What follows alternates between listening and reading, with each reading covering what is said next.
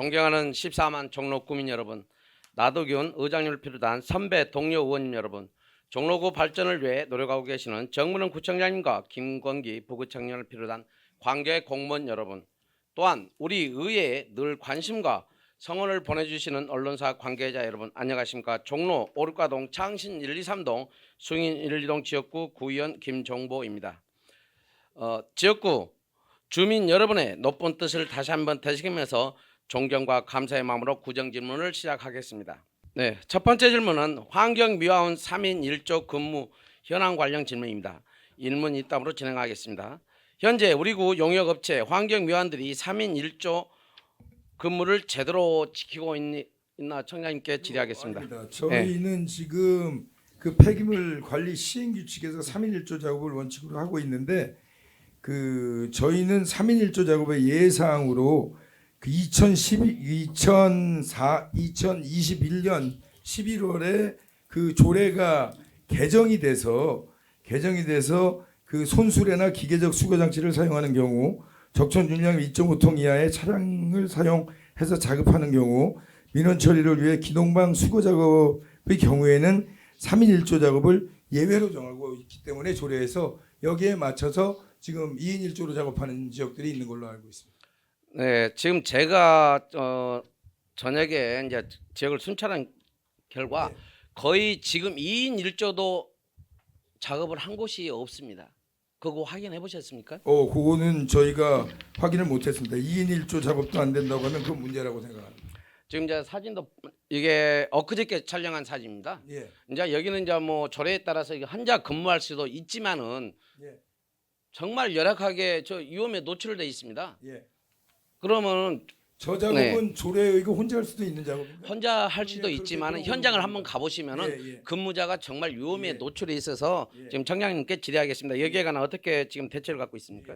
여기에 관한 대책은 현재 저희는 조례에 맞춰서 진행을 하고 있고 현장을 그냥 가서 단지 눈으로 보는 것이 아니라 이 지금 1인 작업하는 게 실질적으로 위험 요소가 있느냐 없느냐를 다시 좀 제대로 확인을 하고 살핀 후에 그리고 말씀을 드리도록 하지 지금 시점에서 어떻게 생각하느냐 그러면 보기는 좀 좋아 보이진 않습니다. 근데 저 상황이 어떤 상황인지는 좀 전문적으로 그 부분에 그 좀 지식이 있고 저 작업 상태가 이랬을 때 그 인체에 위해를 줄 수 있는 위험 인자가 발생한다는 걸 판단할 수 있는 분이 좀 현장을 보고 난 다음에 판단을 해야지 맞는다라고 생각하겠습니다. 지금 이제 답변 드리겠습니다. 예, 지금 예. 다음 사진 좀 보십시오. 예. 저게 2인 1조 근무자입니다. 예. 저 한 분이 이제 지금 근무자로 판단하고 있는데 예. 저게 합당하다고 생각합니까? 2인 1조 근무자인데 조끼를 안 입으셨네요. 저건 안전 네. 조끼는 야광 때문에 본인의 안전에 관련이 되기 때문에 반드시 입어야 된다고 생각하고요. 그런데 저런 업체를 지금 계약해 준 자체가 잘못됐다고 생각하잖아요. 어떤 업체를요? 저 청소업체. 아니 용역업체. 2인 1조로 작업을 하는 게 조례에 정해져 있어서 2인 1조로 작업을 하는 게 예. 뭐가 그러니까 이제 문제죠? 한번 지금 보시면 의원님- 신발이고 예. 뭐고 근무 상태가 근무자가 정말 안전에 불감증에 있어요. 아니 근무자가 안전 불감증에 있다는 거랑 그것은 업체와 저희도 안전에 대해서는 좀 잠깐만요. 죄송합니다. 마이크 꺼졌습니다. 안전에 대해서는 좀 그 해당 업체나 이런데 다 지켜라 안 지키면 저희가 일정 부분 법률로서 그 어떤 그 불이익을 줄 수 있다는 거는 그거는 이제 이야기라고 말을 해야 되고요. 그 다음에 저 부분은 지금 단지 사진만 보고는 판단할 수가 없는 부분인 게 아까도 말씀드렸듯이 저것은 청소를 그 치우고 담당하는 분들이 나가서 현장을 봐야 저 현장이 지금 쓰레기 많고 이래서 지저분해 보이고 쓰레기가 산더미처럼 저에서 답답해 보이는 현장이지만 실질적으로 위험이 되느냐 아니냐는 그건 전문가가 판단을 해야 할 상황이라고 생각합니다. 네, 이제 전문가가 판단. 제가 여기서 이렇다 저렇다 말씀드리기는 좀 곤란한 상황이다라고 말씀을 드리겠습니다. 제가 이 부분을 예. 처음 본 게 아니고요. 예. 자주 봤기 때문에 이 그러니까 부분을 지금 제가- 지적하고 있으니까요. 의원님, 제가 말씀드린 지금, 예. 게 저 부분이 뭔 말인지가 알겠는데 저 부분이 지금 안전에 위험이 있는 상황인지 없는 상황인지 그렇게 지금 현장에서 보고도 전문가가 아닌 이상 판단이 가능한가에 대해서 제가 지금 말씀을 드리고 있는 겁니다. 예. 저는 이제 이런 문제가 당초에 우리 의원님들도 많이 생각하고 있지만은 예. 신규업체 계약 시 계약 업체 저는 현장까지 가봤습니다. 정말 자격 미달 업체가 아니겠죠 서류상은. 근데 현장을 살펴본가 용역 계약 체결에 정말 큰 문제가 발생했기 때문에 근무자 상황이 이런 정말 이렇게 여러 가지 지금 근무 상황을 하고 있거든요. 그럼 다음 자료 좀 줘보시죠. 예. 어떤 걸 느끼십니까? 뭐를 느껴요? 사진 보시고. 자동차 뭐 현대차 저거 지금 특장차 크다는 거요? 네. 예. 느끼시는 거 없으세요? 그 차 크네요, 뭐. 자, 번호판이 없습니다. 예. 번호판이 탈부착하는 청소 차량이에요. 아, 앞에 번호판이에요? 예. 예. 제가 이걸 이야기하니까 예. 이분들이 하는 말이 저에게 갑질한다고 이야기해서 이 질의를 한 겁니다. 그 지금. 부분은 현행법 위반인지 제가 살펴보겠습니다. 만약에 아니. 현행법에 위반이 되는 것 같으면 저건 크게 문제시되는 거 아니 이거 당연히 현행법 위반이죠. 예, 확인하겠습니다. 예. 그래서 이렇게 중대법규를 위반한 업체 계약 당시 저는 정말 추후에 재계약이 있을 때 구청에서는 정말 이런 부분을 꼼꼼히 챙겨서 어떻게 하실 겁니까? 어떨까요? 아예 그것은 예. 제가 하는 게 아니고요. 뭐 아시다시피 지금 저희가 생활폐기말 그 운영 업체들을 좀 바꾸게 대형 업체들을 바꾸게 된 거에 대해서는 좀 말씀을 드리면 그 세 개 업체가 45년에서 47년 동안 독점 운영을 하고 있었습니다. 아시죠, 의원님? 그래서 환경부랑 행안부에서 위에 상위법을 바꿔서 행안부에서 상위법을 바꿔서 이 독점 구조를 깨려고 했었는데 이것에 대한 시행령이 환경부 시행령인가 행안부 시행령이 작년 2023년도에 구청장 협의회에서 문제 제기가 돼서 작년에 개정된 걸로 알고 있습니다. 작년 초반에. 그래서 거기에 입각해서 우리는 주민들한테 더 나은 서비스를 제공을 하고자 이번 참에 공개 입찰을 제대로 진행을 했고 그 공개 입찰 과정에서 그 여러 가지 심사 과정을 통해서 그 업체들이 선정이 된 것으로 알고 있고요. 그 선정 업체들은 그 전기 수집차와 충전 시설도 확보했고 이 다량의 신규 차량을 확보해서 친환경적이고 업그레이드된 청소 장비를 운영하고 있는 걸로 알고 있는데요. 이것은 때때마다 저희가 그동안의 이 대형 업체들의 그 어떤 그 활동을 평가를 하고 그 평가가 잘 못했으면 업체를 바꾸는 것이고 잘했으면 또 하는 것이기 때문에 제가 강조드리는 것은 그 전까지 45년, 47년 동안 끌고 왔던 독점의 관념이 깨졌기 때문에 주민들이 불편이 있으시다는 것은 언제든지 재선정을 통해서 다시 할 수 있음을 말씀드리는 겁니다. 예, 지금 저는 이제 청장님 좋은 말씀 해주셨는데요. 신규 업체 현장을 아마 가보셨나 모르겠습니다. 그 사무실 제가 2번을 방문했는데 두 곳을 정말 이 업체가 자격이 있을까 그렇게 의구심이 가질 정도예요. 재활용 업체입니다. 재활용 수거업체 장소를 찾아보니까 그래서 이제 앞으로는 그런 부분 좀 참고해 주십시오. 평가하는 위원회에서 하는 거고요. 네. 저는 그런 저희에 관련된 업자들을 만나지도 않고 나가지도 않습니다. 저한테 좀 업체 가보셨냐고 질문하시는 건 좀 질문 자체가 너무 좀 안 맞는 것 같아서 말씀을 드리는 겁니다. 이제 청장님 안 가셨으면 해당 부서에서는 좀 한번 현장 꼭 한번 찾아가서 정말 적격한 업체인가 아닌가 좀 꼼꼼히 살펴봐 주십시오. 사무자들 체크하겠습니다. 그리고 이제 이에 대해서 집행부에서는 정말 3인 1조의 근무를 왜 제가 이제 강조하냐면요. 환경 미화원의 안전이 최고 중요합니다. 그리고 건강도 중요하고요. 그래서 앞으로는 환경 미화원의 교육 문제 또 지원 문제, 교육에 관한 지원 문제 그런 어떻게 방안을 갖고 계십니까? 고객님, 그 부분은 의원님 지금 말씀을 하셨으니까 저희가 나가서 좀 지금 그 안전에 문제가 있는지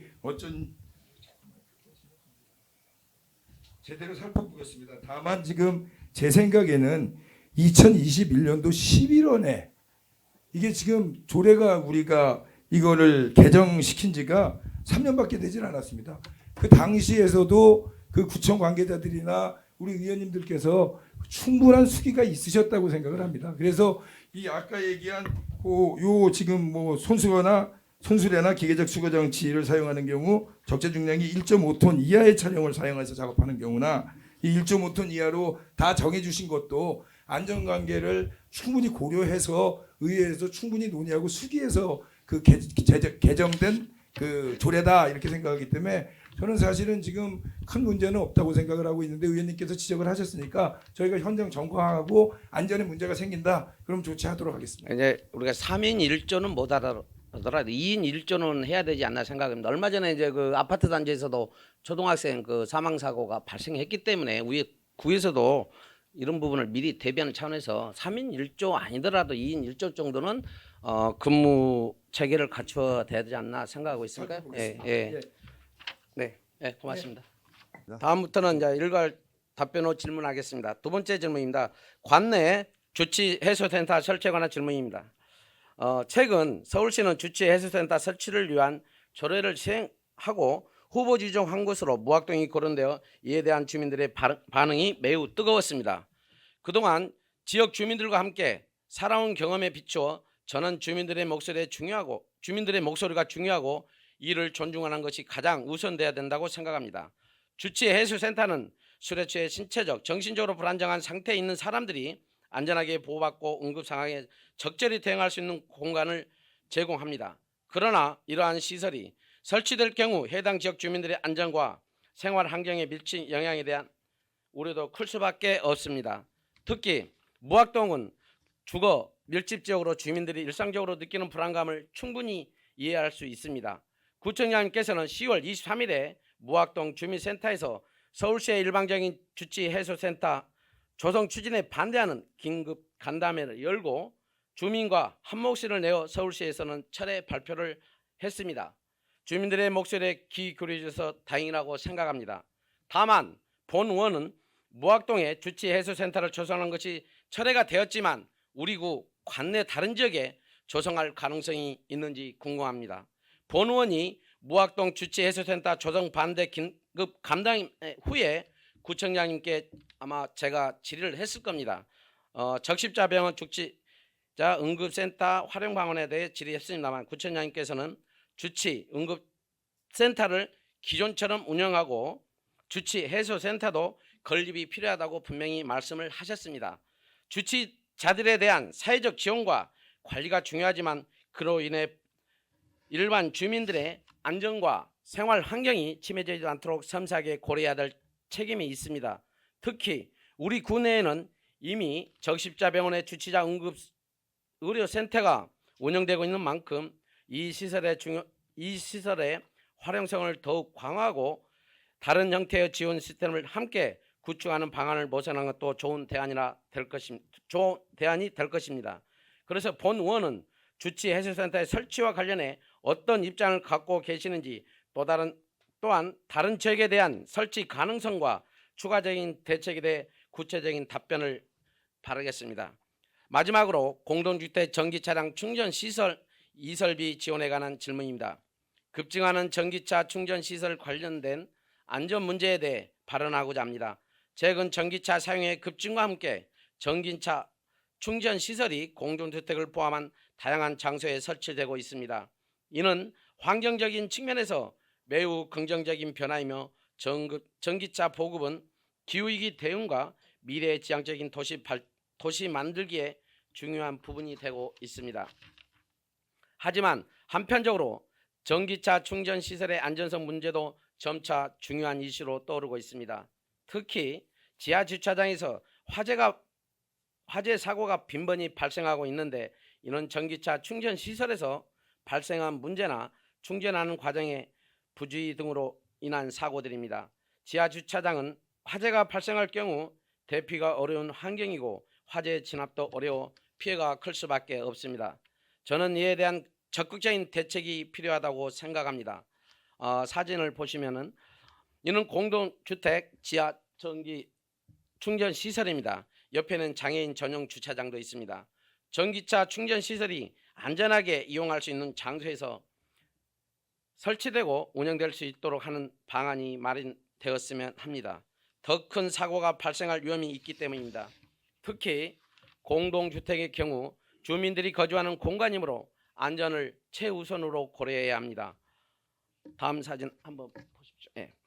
그래서 오늘 제가 발언하고자 하는 것은 공동주택 내 전기차 충전 시설을 지상으로